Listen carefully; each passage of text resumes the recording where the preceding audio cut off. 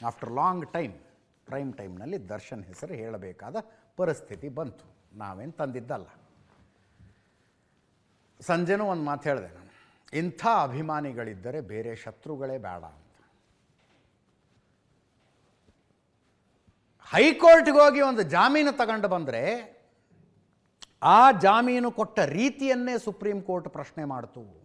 ಹೆಂಗೆ ಕೊಡೋದಕ್ಕೆ ಸಾಧ್ಯ? ಕ್ಯಾನ್ಸಲ್ ಜಾಮೀನು, ಹೋಗಿ ಒಳಗೆ ಅಂತ ದರ್ಶನನ್ನು ಮತ್ತು ಇತರ ಸಹಚರರನ್ನು ಒಳಗಡೆ ಹಾಕಲಾಯಿತು. ಈಗ ಟ್ರಯಲ್ ನಡೀತಾ ಇದೆ, ವಿಚಾರಣೆ ನಡೀತಾ ಇದೆ ಪ್ರಕರಣದ್ದು. ವಿಚಾರಣೆಯು ಬೇಗ ಬೇಗ ಆಗಬೇಕು ಅಂತ ಒಂದು ಅಪ್ಲಿಕೇಶನ್ ಹಾಕಿ ಸುಪ್ರೀಂ ಕೋರ್ಟ್ನಿಂದ ಅದೊಂದು ಆರ್ಡರ್ ತಗೊಂಡಿದ್ದಾರೆ. ಆದಷ್ಟು ಬೇಗ ವಿಚಾರಣೆ ಮಾಡಿ ಮುಗಿಸ್ಬೇಕು ಅಂತ. ಇದರ ಮಧ್ಯದಲ್ಲಿ ನಡೆದಿರುವಂಥ ಬೆಳವಣಿಗೆ ಕೇಸಿಗೆ ಗುನ್ನ ಇಟ್ಬಿಡ್ತು. ಒಬ್ಬ ಸಾಕ್ಷಿ ನೆನ್ನೆ ಕೋರ್ಟಿನ ಕಟಕಟೆಯಲ್ಲಿ ನಿಂತು ಹೇಳಿದ ವಿಷಯ. ಸಂದೀಪ್ ಅಂತ ಸಾಕ್ಷಿದಾರ. ಸಂದೀಪ್ ಹೇಳಿದ್ದು, 3 ಜನ ಬಂದು ನನ್ನನ್ನು ಕಾರಿನೊಳಗೆ ಕೂಡಿಸ್ಕೊಂಡು ಧಮಕಿ ಹಾಕಿದ್ರು. ಉಲ್ಟಾ ಸಾಕ್ಷಿ ಹೇಳ ನೀನು ಅಂತ ಧಮಕಿ ಹಾಕಿದ್ರು. ನನಗೆ ಪ್ರಾಣ ಬೆದರಿಕೆ ಇದೆ ಅಂತ ಕೋರ್ಟಿನ ಕಟಕಟೆಯಲ್ಲಿ ನಿಂತ್ಕೊಂಡು ನ್ಯಾಯಾಧೀಶರ ಮುಂದೆನೇ ಹೇಳಿಬಿಟ್ರು ಸಂದೀಪ್ ಯಾರು? ತುಮಕೂರು ಹತ್ತಿರದ ದುರ್ಗಾ ಬಾರ್ ಆ್ಯಂಡ್ ರೆಸ್ಟೋರೆಂಟ್ನ ಮ್ಯಾನೇಜರು. ದುರ್ಗಾ ಬಾರ್ ಆ್ಯಂಡ್ ರೆಸ್ಟೋರೆಂಟ್ನ ಮ್ಯಾನೇಜರ್ದು ಏನು ಸಾಕ್ಷಿ?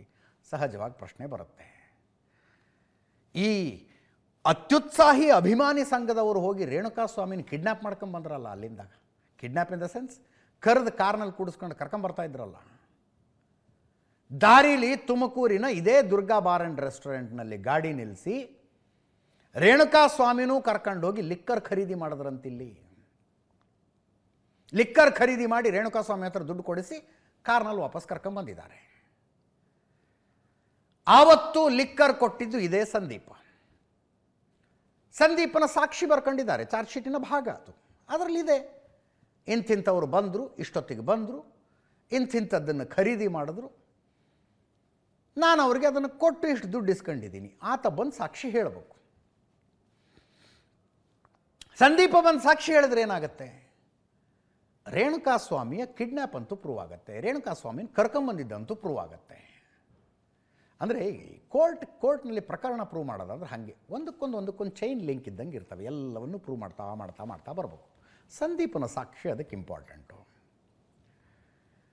ಅದೇ ಸಂದೀಪ ಕೋರ್ಟಿಗೆ ಬಂದು ನಿಂತ್ಕೊಂಡು, ನನಗೆ ಗೊತ್ತೇ ಇಲ್ಲ ಸರ್, ಪೊಲೀಸರೇನೋ ಬಂದರು, ಏನೋ ಬರ್ಸ್ಕೊಂಡ್ರು, ಇದಕ್ಕೆ ಸೈನ್ ಹಾಕು ಅಂದರು, ನಾನು ಹಾಕಿದ್ದೆ, ನಂಗೆ ಗೊತ್ತೇ ಇಲ್ಲ ಅಂದ್ಬಿಟ್ರೆ ಒಂದು ಸಾಕ್ಷಿ ಹಾಸ್ಟೈಲ್ ಆಯಿತು ಅಂತ ಅರ್ಥ. ಅಷ್ಟರ ಮಟ್ಟಿಗೆ ಒಂದು ಚೈನ್ ಲಿಂಕ್ ತಪ್ಪು ಹೋಗುತ್ತೆ. ಅದರಲ್ಲಿ ಶಿಕ್ಷೆ ಕೊಡಿಸಬೇಕು ಅಂತ ಪ್ರಯತ್ನಿಸ್ತಾ ಇರುವ ಪ್ರಾಸಿಕ್ಯೂಷನ್ಗೆ, ಪೊಲೀಸರಿಗೆ ಸಮಸ್ಯೆ ಆಗುತ್ತದು.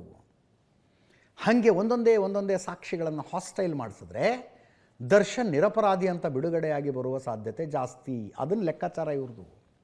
ಅದಕ್ಕೆ ಧಮಕಿ ಹಾಕಕ್ಕೆ ಹೋಗಿದ್ದಾರೆ. ಸಂದೀಪ್ಗೆ ಧಮಕಿ ಹಾಕಕ್ಕೆ ಹೋಗಿದ್ದಾರೆ. ಧಮಕಿ ಹಾಕಕ್ಕೆ ಹೋದವ್ರು ಯಾರ್ಯಾರು? ಪುನೀತ್ಗಿದು ಬೇಡವಾಗಿತ್ತು. ಇದೇ ಪುನೀತನ ಸ್ಕಾರ್ಪಿಯೋ ಕಾರ್ನಲ್ಲಿ ರೇಣುಕಾಸ್ವಾಮಿಯ ಹೆಣ ತಗೊಂಡು ಬಂದು ಅಲ್ಲಿ ಎಸೆದಿತ್ತು. ಇದೇ ಪುನೀತನ ಸ್ಕಾರ್ಪಿಯೋ ಕಾರ್ನಲ್ಲಿ. ಆತನಿಗೆ ಮರ್ಡರ್ ಬಗ್ಗೆ ಏನೂ ಗೊತ್ತಿರಲಿಲ್ಲ. ಆರಂಭದಲ್ಲಿ ಪೊಲೀಸರು ಕರ್ಕೊಂಬಂದರು, ವಿಚಾರಣೆ ಮಾಡಿದ್ರು. ಆದರೆ ಈತನನ್ನು ಆರೋಪಿ ಮಾಡಲಿಲ್ಲ. ಅಲ್ಲ, ಆರೋಪಿ ಅಂತ ಬಂದಿದೆ, ಆರೋಪಿ ಅಲ್ಲ ಈತ ಪ್ರಕರಣದಲ್ಲಿ. ಅಂದರೆ ಏನೋ ಸುಳ್ಳು ಹೇಳಿ ಅವನ ಕಾರ್ ತಗೊಂಬಂದು ಆ ಕಾರ್ನಲ್ಲಿ ಹೆಣ ಸಾಗಿಸಿದಾರಪ್ಪ. ಅವನದು ಕಿಡ್ನ್ಯಾಪ್ನಲ್ಲಾಗಲಿ ಮರ್ಡರ್ನಲ್ಲಾಗಲಿ ಆ್ಯಕ್ಟಿವ್ ಇನ್ವಾಲ್ವ್ಮೆಂಟ್ ಇಲ್ಲ ಅಂತ ಪೊಲೀಸರು ಏನಂದರು? ಸರಿ, ನೀನು ಬಂದು ಸಾಕ್ಷಿ ಹೇಳು ಸಾಕು ಅಂದರು. ಇಂಥವ್ರು ಬಂದು ನನ್ನನ್ನು ಇಂಥ ದಿವಸ ನನ್ನ ಕಾರನ್ನು ತಗೊಂಡು ಹೋಗಿದ್ರು, ನಾನು ಈ ಕಾರಣಕ್ಕೆ ನಾನು ಕಾರ್ ಕೊಟ್ಟಿದ್ದೆ, ಅಷ್ಟು ಹೇಳಪ್ಪ ನೀನು ಸಾಕು ಅಂತ. ಅದು ಪುನೀತನಿಗೆ ಮಾಡಿರೋ ದೊಡ್ಡ ಉಪಕಾರ ರೀ. ಇವನು ಭಾಗಿಯಾಗಿದ್ದ ಕಾನ್ಸ್ಪಿರಸಿಯಲ್ಲಿ ಅಂತ ಒಳಗಡೆ ಹಾಕಿದ್ರೆ ಕಂಬಿ ಎಣಿಸ್ಬೇಕಾಗಿರ್ತಿತ್ತು. ಅಷ್ಟು ಉಪಕಾರ ಆಗಿದೆಯಪ್ಪ ನನ್ನ ಜೀವನದಲ್ಲಿ, ನನ್ನ ಪಾಡಿಗೆ ನಾನು ಇರ್ತೀನಿ. ಕೋರ್ಟ್ನಿಂದ ಯಾವಾಗ ಸಮನ್ಸ್ ಬರುತ್ತೋ ಅವಾಗ ಹೋಗಿ ಸಾಕ್ಷಿ ಹೇಳಿ ನನ್ನ ಜೀವನ ನಾನು ಮಾಡ್ಕೊಂಡು ಹೋಗ್ತೀನಿ ಅಂತ ಸುಮ್ಮನಿರೋದಲ್ವ ಈ ಅವಿವೇಕಿ. ಈತ ಲೀಡರ್ಶಿಪ್ ತಗೊಂಡಿದ್ದಾನೆ, ಸಾಕ್ಷಿ ಬೆದರಿಕೆಯ ಲೀಡರ್ಶಿಪ್ಪು. ಜೊತೆಗೆ ಸುಹಾಸ ಮತ್ತು ವೇಣು ಅನ್ನುವಂಥ ಇನ್ನಿಬ್ಬರು. ಇವರು ಯಾರು? ತುಮಕೂರು ದರ್ಶನ್ ಅಭಿಮಾನಿ ಸಂಘದ ಸದಸ್ಯರಂತಿವರು. ದರ್ಶನ್ ಅಭಿಮಾನಿ ಸಂಘದ ಸದಸ್ಯರು. ನಾ ಹೇಳಿದ್ರಲ್ಲಿ ಏನು ತಪ್ಪಿದೆ ನೀವೇ ಹೇಳಿ. ಇಂಥ ಅಭಿಮಾನಿಗಳಿದ್ದರೆ ಯಾರಿಗೂ ಬೇರೆ ಶತ್ರುಗಳೇ ಬೇಡ, ಸಾಕು ಇಂಥ ಅಭಿಮಾನಿಗಳಿದ್ದರು.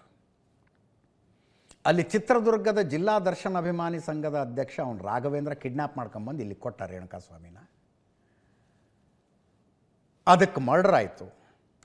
ಈ ಅಭಿಮಾನಿಗಳು ಕೇಸಿನ ವಿಟ್ನೆಸ್ಸನ್ನು ಹೆದರ್ಸಕ್ಕೆ ಹೋಗಿದ್ರು. ಬೆದರಿಕೆಗೊಳಗಾದಂಥ ಸಂದೀಪ ಕಟಕಟೆಯಲ್ಲಿ ನಿಂತು ನ್ಯಾಯಾಧೀಶರ ಎದುರಿಗೆ ಹೇಳಿದ್ದು, ನನಗೆ ಧಮಕಿ ಆಗ್ತಿದ್ದಾರೆ ಅಂತ. ನ್ಯಾಯಾಧೀಶರು ಪೊಲೀಸರಿಗೆ ಇನ್ಸ್ಟ್ರಕ್ಟ್ ಕೊಟ್ಟರು, ಇಮಿಡಿಯೇಟಾಗಿ FIR ಮಾಡಿಕೊಂಡು ತನಿಖೆ ಮಾಡಿ ಇದನ್ನು ಅಂತ. ತನಿಖೆ ಮಾಡಿದ್ರು, 3 ಜನನ ಅರೆಸ್ಟ್ ಮಾಡ್ಕೊಂಡು ಬಂದಿದ್ದಾರೆ. ಈಗ ಕಾಮಾಕ್ಷಿ ಪಾಳ್ಯದ ಪೊಲೀಸರು 3 ಜನರನ್ನು ಅರೆಸ್ಟ್ ಮಾಡ್ಕೊಂಡು ಬಂದಿದ್ದಾರೆ. ಸುಹಾಸ್, ವೇಣು ಮತ್ತು ಪುನೀತ್ ಕರ್ಕೊಂಬಂದು 50th JCMM ಕೋರ್ಟ್ಗೆ ಪ್ರೊಡ್ಯೂಸ್ ಮಾಡಿದ್ರು. ನ್ಯಾಯಾಲಯ 5 ದಿನಗಳ ಪೊಲೀಸ್ ಕಸ್ಟಡಿಗೆ ಹೆಚ್ಚಿನ ವಿಚಾರಣೆಗಾಗಿ ಇವರನ್ನು ಕೊಟ್ಟಿದೆ. ಇದೆಲ್ಲದರ ಇಂಪ್ಯಾಕ್ಟ್ ಏನಾಗುತ್ತೆ ಹೇಳಿ? ಪ್ರಾಸಿಕ್ಯೂಷನ್ಗೆ ವಾದ ಮಾಡೋದಕ್ಕೆ ಇನ್ನೊಂದು ಅಂಶ ಸಿಕ್ತ್ರಿ. ಈಗ ಈ ಸಂದೀಪ ಒಬ್ಬನನ್ನೇನ ಇವರು ಭೇಟಿಯಾಗಿ ಧಮಕಿ ಹಾಕಿ ಉಲ್ಟಾ ಹೊಡಿಬೇಕು ಅಂತ ಹೇಳಿದ್ದು, ಬೇರೆ ಯಾರಿಗೂ ಹೇಳಿರ್ತಾರೆ. ಅವರ ಪೈಕಿ ಕೆಲವರು ಹೋಗಲಿ ನಿಜ ಹೇಳಿ ಆಗದಾರು ಏನಿದೆ ನಾನು ಉಲ್ಟಾ ಹೊಡೆದ್ರಾಯ್ತು ಅಂತ ಅನ್ಕೊಂಡಿರ್ಬೋದು. ಅಥವಾ ಮತ್ತೆ ಯಾರಿಗೂ 50,000 1 ಲಕ್ಷ ತಗೊಳ್ಳಯ ದುಡ್ಡು ಏನು ಮಾಡೋದಿದೆ, ದರ್ಶನಿಗೆ ಶಿಕ್ಷೆ ಕೊಡಿಸಿ, ನನಗೇನು ಗೊತ್ತಿಲ್ಲ ಅಂತ ಒಂದು ಹೇಳ್ಬಿಡು ನೀನು ಅಂದಾಗ ಅವನು ಹ್ಞೂ ಅಂದಿರ್ಬೋದಪ್ಪ. ಈಗ ಹಾಸ್ಟೈಲ್ ಆದರೆ ನೋಡಿ, ಇಂಥದ್ದೊಂದು ಕೇಸ್ ಮೊದಲೇ ಆಗಿತ್ತು ಅಂತ ಪೊಲೀಸರಿಗೆ ತೋರ್ಸೋದಕ್ಕೆ ಬರೋದಿಲ್ವಾ? ಪ್ರಾಸಿಕ್ಯೂಷನ್ ಅವ್ರಿಗೆ ತೋರ್ಸೋದಕ್ಕೆ ಬರೋದಿಲ್ವಾ? ವಿನಯ್ ಕುಲಕರ್ಣಿ ಕೇಸ್ನಲ್ಲಿ ಆಗಿದ್ದು ಇದೇ ರೀ, ಯೋಗೇಶ್ ಗೌಡ ಮರ್ಡರ್ ಕೇಸ್ನಲ್ಲಿ ಒಬ್ಬ ಕ್ಯಾಬ್ ಡ್ರೈವರ್ದೊಂದು ಸಾಕ್ಷಿ ಇತ್ತು. ಹಿಂಗೆ ಎಲ್ಲೋ ಒಂದು ಕಡೆಯಿಂದ ಇನ್ನೊಂದು ಕಡೆ ಹೋಗಿರೋ ಸಾಕ್ಷಿ ಅದಷ್ಟೇ. ಆತನನ್ನು ಹೋಗಿ ಕಾಂಟ್ಯಾಕ್ಟ್ ಮಾಡಿ ನೀನು ಭೇಟಿ ಆಗಬೇಕು ಅಂತ ಶುರು ಮಾಡಿದ್ರು. ಪಾಪ ಕ್ಯಾಬ್ ಡ್ರೈವರ್ ಸೀದಾ CBIಗೆ ಬಂದು ಹೇಳ್ಬಿಟ್ಟ, ಹಿಂಗೆ ಅಂತಿದ್ದಾರೆ ಇವರು ಅಂತ. CBIದವರು ಒಂದು ಕ್ಯಾಮರಾ, ಆಡಿಯೋ ರೆಕಾರ್ಡ್ರು ಎಲ್ಲ ಹಾಕಿ ಏನು ಮಾತಾಡ್ತಾರೆ ರೆಕಾರ್ಡ್ ಮಾಡ್ಕೊಂಡು ಬಾರಪ್ಪ ಅಂತ ಕಳಿಸಿದ್ರು. ಅವರು ಬಂದು 50,000 ದುಡ್ಡು ಕೊಟ್ಟರು. ಅವನು ಆ 50,000 ದುಡ್ಡು, ಕ್ಯಾಮರಾ, ಆಡಿಯೋ, ವಿಡಿಯೋ ಎಲ್ಲ ತಂದು CBI ಕೈ ಕೊಟ್ಟ. CBIನವ್ರು ನೇರವಾಗಿ ತೊಗೊಂಡೋಗಿ ಕೋರ್ಟಿಗೆ ಕೊಟ್ಟರು. ಸಾಕ್ಷಿಗಳನ್ನು ಹೆದರಿಸ್ತಾ ಇದ್ದಾರೆ ನೋಡಿ ಅಂತ, ಸಾಕ್ಷಿಗಳಿಗೆ ಆಮಿಷ ಹೊಡ್ತಾ ಇದ್ದಾರೆ ನೋಡಿ ಅಂತ. ಅದಾದ ಮೇಲೆ ಬಿಜಾಪುರದಿಂದ ಬಂದು ಬೆಂಗಳೂರಿಗೆ ಕೋರ್ಟ್ನಲ್ಲಿ ಸಾಕ್ಷಿ ಹೇಳಬೇಕಾಗಿದ್ದ ಇನ್ನೊಬ್ಬ ವ್ಯಕ್ತಿ, ಆತನ ಸಾಕ್ಷಿ ಕಟಕಟೆಯಲ್ಲಿ ಬಂದು ನಿಂತ್ಕೊಂಡು ನನಗೇನು ಗೊತ್ತೇ ಇಲ್ಲ ಅಂದ್ಬಿಟ್ಟು ಆತ. ನನಗೇನು ಗೊತ್ತೇ ಇಲ್ಲ ಸರ್, ಏನೋ ಪೊಲೀಸರು CBIನವ್ರು ಹೇಳಿದ್ರು, ನಾನು ಸೈನ್ ಹಾಕಿದ್ದೆ, ಬಂದು ಸಾಕ್ಷಿ ಹೇಳು ಅಂದ್ರೆ ನಾನೇನು ಹೇಳಲಿ ಅಂದ ಆತ. CBI ಹತ್ರ ಮೊದಲೇ ಪ್ರೂಫ್ ಇತ್ತು. ಈತ ಬಿಜಾಪುರದಿಂದ ಹೊರಟು ತುಮಕೂರಿಗೆ ಬಂದು ಇಂಥ ಲಾಡ್ಜ್ನಲ್ಲಿ ಸ್ಟೇ ಮಾಡಿದ್ದಾನೆ. ಆ ಲಾಡ್ಜ್ನಲ್ಲಿ ವಿನಯ್ ಕುಲಕರ್ಣಿ ಅತ್ಯಾಪ್ತ ಇಂಥವನು ಬಂದು ಭೇಟಿಯಾಗಿದ್ದಾನೆ. ಅದಕ್ಕೆ ಬೇಕಾದ CCTV ಫುಟೇಜು, ಮೊಬೈಲ್ ಲೊಕೇಶನ್ ಎಲ್ಲ ತೆಗೆದು ಕೊಟ್ಟರು ಕೋರ್ಟ್ಗೆ. ಈ ಕಾರಣಕ್ಕಾಗಿ ಈ ಸಾಕ್ಷಿ ಉಲ್ಟಾ ಹೊಡೆದಿದ್ದು ಅಂತ. ಕೇಸ್ ಏನಾಯಿತು ಗೊತ್ತಲ್ಲ ನಿಮಗೆ ಆಮೇಲೆ? ಯಾಕೆ ಬೇಕೋ ಇವೆಲ್ಲ? ಏನೋ ದುರ್ಗಳಿಗೆಯಲ್ಲಿ ನಡೆಯಬಾರದು ನಡೆದು ಹೋಗಿದೆ, ಹಣೆ ಬರದಲ್ಲಿದ್ದದ್ದು ಅನುಭವಿಸೋಣ ಅನ್ಬೇಕಪ್ಪ. ಅದು ಬಿಟ್ಟು ಫ್ಯಾನ್ಗಳನ್ನು ಕಳಿಸಿ ಸಾಕ್ಷಿಗಳನ್ನು ಧಮಕಿ ಹಾಕ್ಸೋಕ್ಕೆ ಶುರು ಮಾಡಿಬಿಟ್ರೆ, ತಾವು ಅಂದರೆ ತಾವೇ ಗುಂಡಿ ತೋಡ್ಕೊಂಡು ತಾವೇ ಬೀಳೋದಂದ್ರೆ ಏನು ಅಂತ ಇದನ್ನು ನೋಡಿದ್ರೆ ಗೊತ್ತಾಗ್ತಾ ಇದೆ. ಯತೀಶ್ ಪಶ್ಚಿಮ ವಲಯದ DCP ಮಾತಾಡಿದ್ದಾರೆ ನೋಡಿ. ನಲ್ಲಿ ಏನು ನಮ್ಮ ವಿಟ್ನೆಸ್ ಇರ್ತಾರೆ, ಆ ವಿಟ್ನೆಸ್ಗೆ ಸ್ವಲ್ಪ ಇನ್ಫ್ಲುಯೆನ್ಸ್ ಮಾಡಿ ಬೆದರಿಕೆ ಇಡುವಂಥ ಒಂದು ಪ್ರಯತ್ನ ನಡೆದಿದೆ ಅಂತ ಹೇಳಿ ಈ ಕೇಸಿನ ವಿಟ್ನೆಸ್ ಏನಿದ್ದಾರೆ ಅವರು ಕೋರ್ಟ್ನಲ್ಲಿ ಹೇಳಿದ ಮೇರೆಗೆ ಕಾಮಾಕ್ಷಿಪಾಳ್ಯ ಪೊಲೀಸ್ ಠಾಣೆಯಲ್ಲಿ ನಾವೊಂದು ಪ್ರಕರಣ ದಾಖಲು ಮಾಡ್ಕೊಳ್ತೀವಿ. ಪ್ರಕರಣ ದಾಖಲು ಮಾಡಿಕೊಂಡು ತನಿಖೆ ಶುರು ಮಾಡಿದಾಗ ನಮಗೆ ಅಂದರೆ ಈಗ ಈ ಕೇಸಿನ ವಿಟ್ನೆಸ್ ಏನಿದೆ, ಸಾಕ್ಷಿ ಏನಿದ್ದಾರೆ, ಅವರು ಕೋರ್ಟ್ಗೆ ಡೇಟ್ ಬಂದಿರುತ್ತೆ. ಅವ್ರಿಗೆ ಡೇಟ್ ಬಂದಂಥ ಸಂದರ್ಭದಲ್ಲಿ ಅವರ ಸ್ನೇಹಿತರ ಮುಖಾಂತರ ಕಾಂಟ್ಯಾಕ್ಟ್ ಮಾಡಿ ಅವನ್ನ ಒಂದು ಕಾರಲ್ಲಿ ಕೂರಿಸ್ಕೊಂಡು ಕರ್ಕೊಂಡು ಹೋಗ್ಬಿಟ್ಟು ಈ ಕೇಸಲ್ಲಿ ನೀನು ಈ ಥರನೇ ಸಾಕ್ಷಿ ಹೇಳಬೇಕು, ಈ ಥರ ಬೇರೆ ಅದರಲ್ಲಿ ಈಗ ಬಂಧಿತ ಆರೋಪಿಗಳಲ್ಲಿ ಒಬ್ಬ ವ್ಯಕ್ತಿ ಈ ಏನು ಕೊಲೆ ಕೇಸಿದೆ ಆ ಕೊಲೆ ಕೇಸಿನಲ್ಲಿ ಸಾಕ್ಷಿಯೇ ಕೂಡ ಆಗಿರ್ತಾನೆ. ಹಾಗಾಗಿ ಅವನ್ನ ನಾವೀಗ ಅರೆಸ್ಟ್ ಮಾಡಿಕೊಂಡು ತನಿಖೆಯನ್ನು ಮುಂದುವರಿಸ್ತಾ ಇದ್ವಿ. ಇದರ ಹಿಂದೆ ಇನ್ನು ಯಾರಾದರೂ ಇದ್ದರೆ ಅವರ ಪಾತ್ರ ಏನು ಅಂತ ತಿಳ್ಕೊಳ್ಬೇಕಾಗಿದೆ. ಒಂದು ಕೊಲೆ ಹಣೆ ಬರಕ್ಕೆ ಹೊಣೆ ಯಾರು ಅಂತಾರಲ್ಲ, ಯಾರೇನು ಮಾಡೋಕ್ಕಾಗತ್ತೆ, ಅನುಭವಿಸ್ಲಿ.